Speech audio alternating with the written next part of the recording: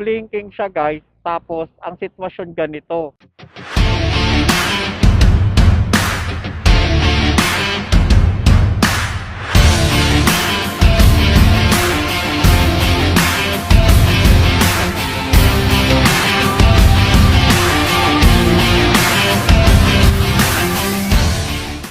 Good evening guys. Good evening, good morning. Ito ang inyong nagbabalik, ha? Tito Moto Aw. Chismisin na may konting vlog guys. Ano bang gagawin natin, no? Pag-uusapan. Ito guys, no? Blinking na yung blinking na yung aking gas. Ayan, kung sana nakikita dito sa camera. Yan. Tingnan natin kung aabot to hanggang bahay. To be exact, mula dito hanggang sa bahay, siguro mga 10 kilometers. Tansya lang yun kasi galing na ako ng Paranaque, going to Cavite na ako. Kasi yung destination ko doon is 23 kilometer eh. Nandito na ako, almost dito na ako sa may, ayun o, papunta ng Kawit. So, tingnan natin guys. Tansya lang to mga 11 kilometers na to. 11 kilometers hanggang bahay. Tingnan natin kung aabot tong blinking. No, kaka-blink lang niya eh. Kanina is 1 bar to, tapos ngayon kaka-blink lang. So ngayon lang to kaka-blink. Yon guys, no. So normal takbo. Ang takbo natin ay normal na takbo. Minimum natin na takbo is 50. Ang max natin ay 70 to 80. Minsan nga hindi ako mag-80. Yan guys, no. Tingnan natin. Ito guys, hindi ko habang ating inoobserbahan mga kaibigan. Ano pa bang pwede nating pag-usapan, no? Si Alice Guo. Lumabas na daw ng bansa. At may papatiyan tayo dito.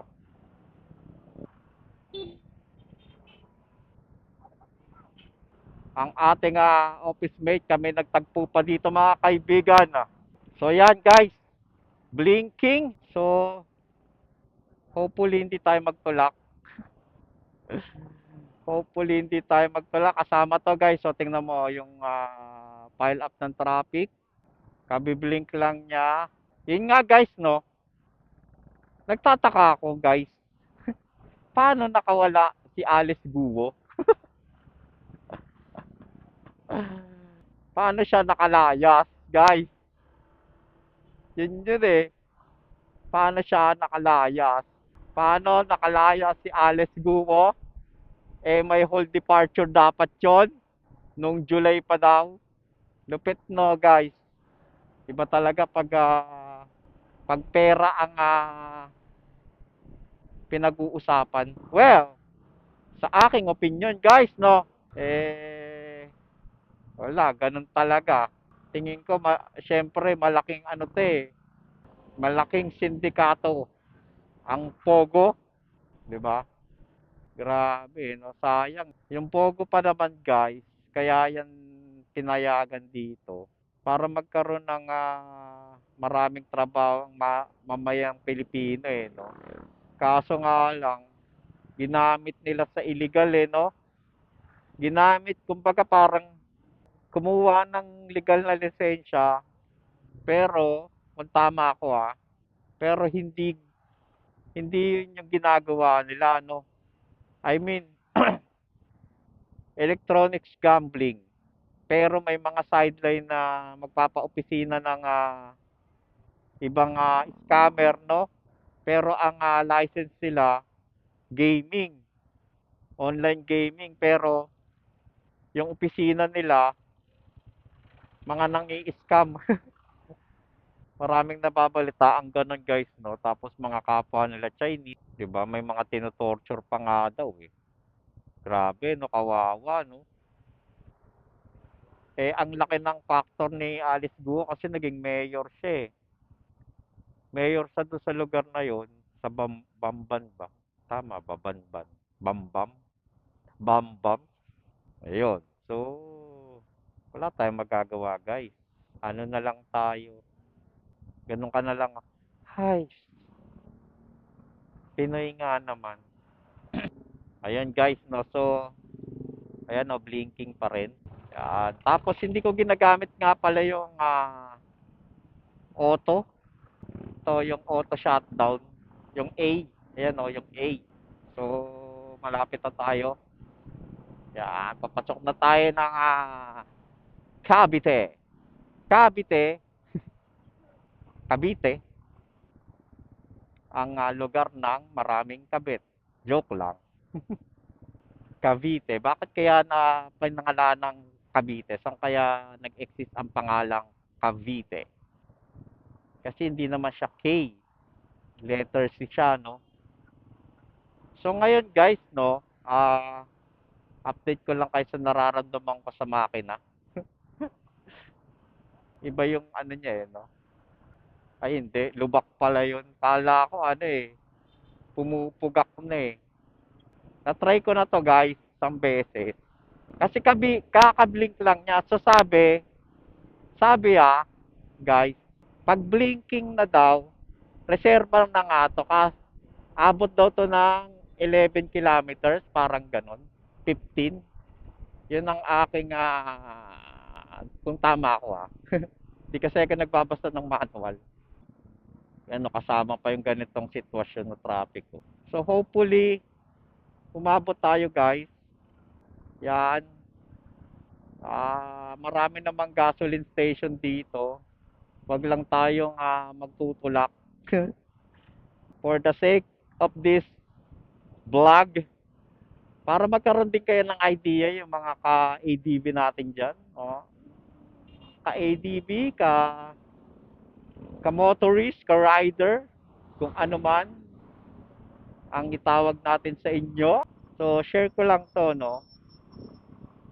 Para alam natin kung, para tansya nyo, di ba? Halimbawa, nag-blink na yung ano nyo, nag-blink ng inyong indicator ng gas, hindi kayo kakaba-kaba na abot ba ako sa gasoline station. So, may idea na kayo guys. So, tansya ko, itong binabaybay ko, siguro mga nasa, ano na tayo, 8 kilometers, parang ganon. 8 km. Tapos matraffic pa. So, hindi ko alam kung anong mangyayari. Uy, gago tong anong to. Diba? Buti na lang, alerto tayo So, ito guys, sobrang traffic, tapos blinking. Ito challenge to sa atin guys. So, tansya ko simula nung nag-blink to, exact parang 11 kilometers na ako noon. And then ganito yung sitwasyon dito. Sobrang traffic. So, normal. So, napapakamatay yung iba. Sige, sandwich kayo dyan. Ang dami tatlo. Tatlong mga bardagul. Tatlong bardagul guys. Normal na yung lane natin. So, yon guys. Crossing nga pala to, no. So, guys. So, medyo bibilis na tayo ng konti dito kasi, uy, tangina, halanganin yung linya. No? Actually, guys, yung takbo ng motor ko medyo, ano, or paranoid lang tayo.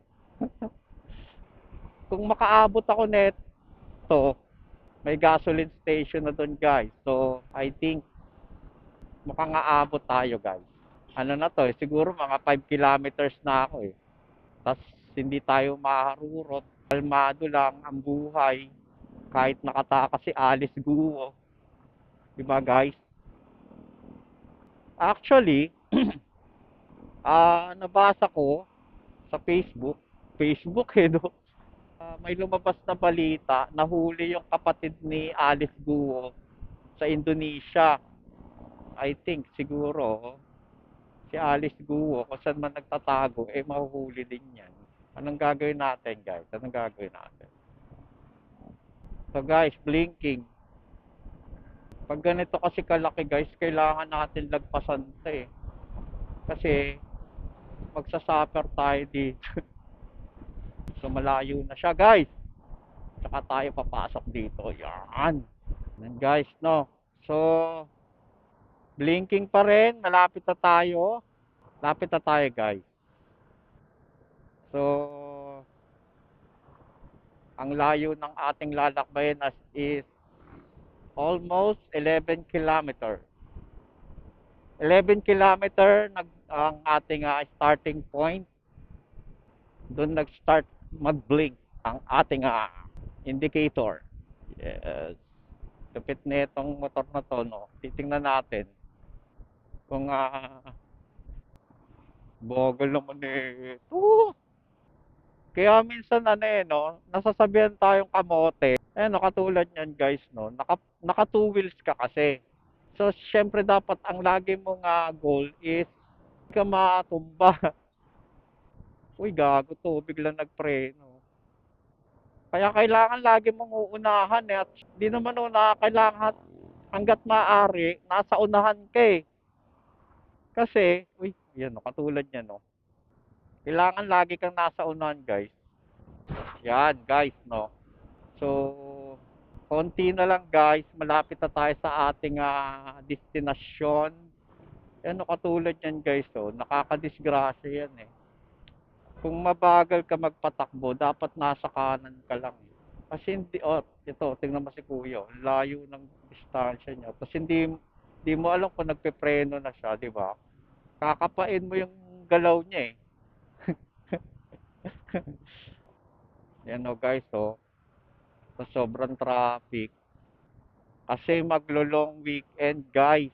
Nga pala. So yung mga tao, atat na atat, umuwi. Yung iba, diretso bakasyon.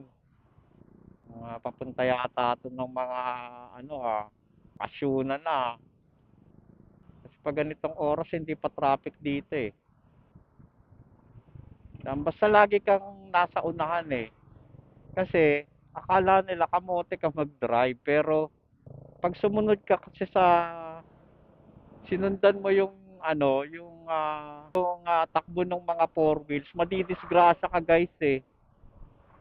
Yun ang hindi nila alam eh. Yan o. Hindi nila alam. Kasi bigla kang babagal. Akala kasi nila mabilis sila magpatakbo. Babagal eh. Lalo na pag tumatakbo lang silang 40. Yan takbo mo ng 30, di mag-balance ka talaga. So guys, so blinking na. Tapos, ayan na. Ito magandang nas-tsempuhan natin no. Blinking. Blinking siya guys. Tapos, ang sitwasyon ganito. Ilan yung traffic kung napuntahan natin? Pantropiko, di ba? Pantrap. Ilan na-trap tayo sa traffic, di ba? So, yun ang magandang sample dito. Tingnan natin kung gaano siya talaga tatagal. O, di ba? Katulad yung sample guys, oh. Ang takbo netong nasa unahan ko, 40 yan. So, pag ganito, medyo hirap ka na magana eh. Hindi naman hirap. Medyo nakakailang na. Kasi, ang takbo niya, sobrang bagal na guys. Doon. Kasi liliko nga siya. Liliko kasi siya eh. So, mali tayo doon. It's my... Yan na guys. So, ilang na lang to.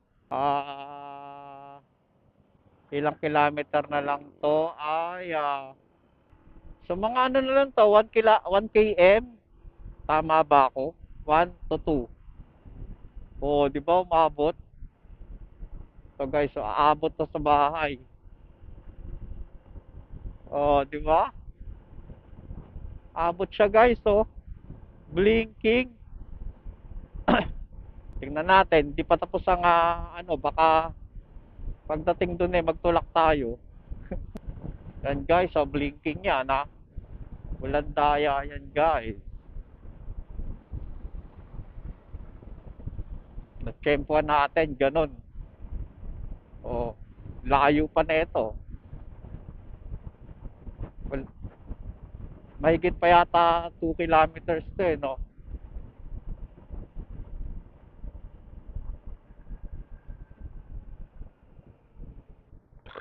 Ano na kasi to guys eh, Maple Grove. Yan.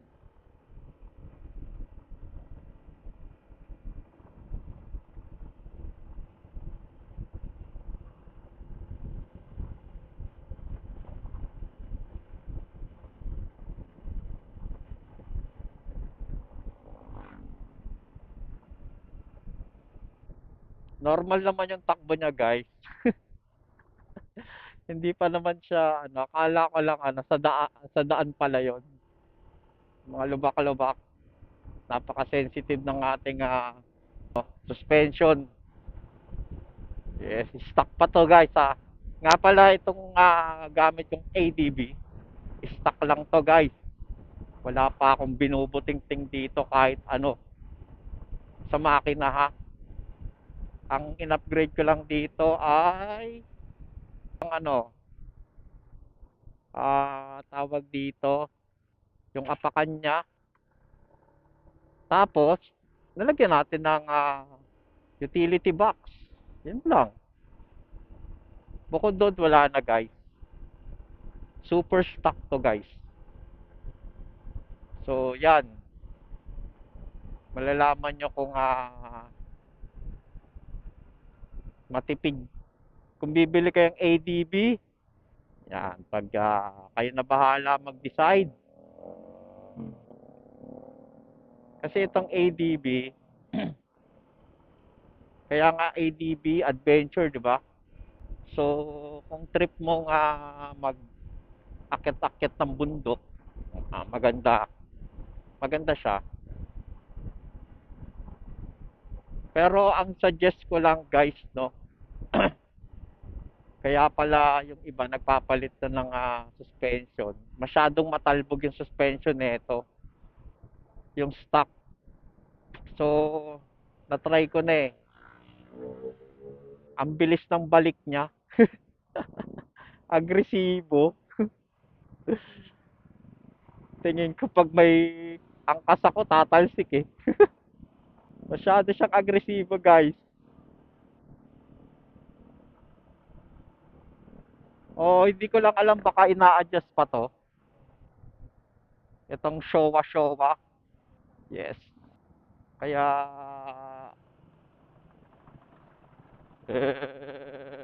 yan. Ito guys oh. Yan na oh, ilan na lang to. Dito na ako sa destination ko guys. Oh. Abot guys no, abot. So 11 kilometers yun guys. Nag-blink yung aking indicator. Ayan guys oh, nagbi-blink pa rin siya. Sus naman to mga to.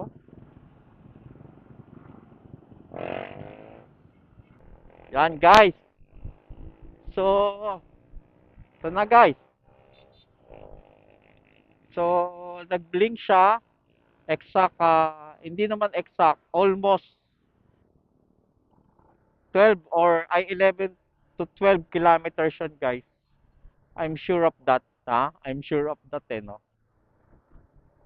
Tapos blinking, nakaabot tayo. So, alam niyo na guys, kung ang ADB nyo ay blinking na, may pag-asa pa kayong makapagpagas at makauwi sa bahay o kaya makauwi sa bahay, 'di ba? Stock to guys, stock. Hindi ko alam doon sa mga upgraded na, 'di ba? Kasi pag upgraded na, iba na yata ang mga ano nun, may mga tweaks na yata silang ginagawa doon. Hindi ako ano sa ano eh. Hindi tayo expert sa mga ganyang tweaks ng motor. Tayo, ang gamit ko lang dito ay service, pang opisina. Yes. Bahay opisina lang tayo guys. So, wala tayong ibang so na guys, nandito na tayo. So, either for conclude, no guys, aabot 11 kilometers, 11 to 12. So, yun lang guys, no. Maraming salamat sa inyong panonood. Ito ang inyong Tito Aw. Kinunod sa Tito Moto Aw. Tito Odi. Yeah. Maraming salamat. Sana mag-subscribe naman kayo guys, no? Para marami pa tayong content na maggagawa. Maraming salamat guys. Nandito na tayo. Bye-bye.